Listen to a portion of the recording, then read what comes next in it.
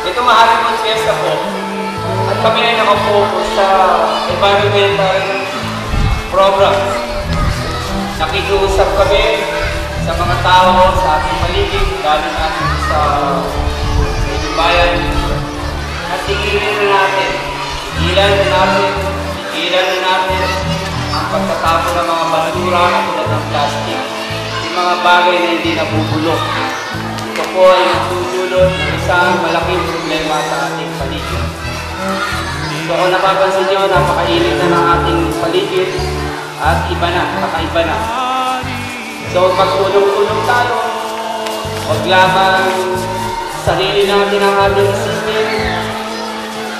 Kasi ang mga problema, mga darating, katulad ng environmental o itong baksik na isang hinihinang kalikasan, ay walang pipiliin ito, walang matanda lamang, hindi bata, hindi mayaman, hindi lamang o hindi mahirap lamang ang tatamata tayo.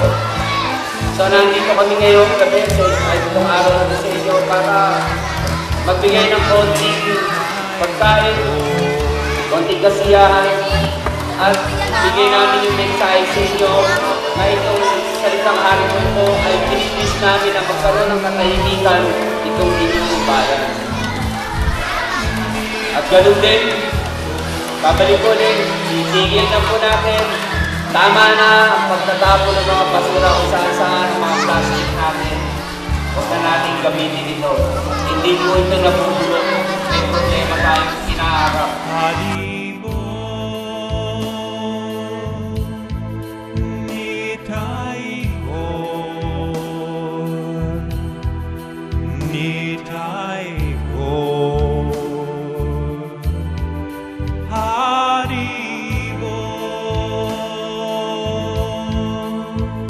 Haribo, Nitaiko, Nitaiko, Haribo.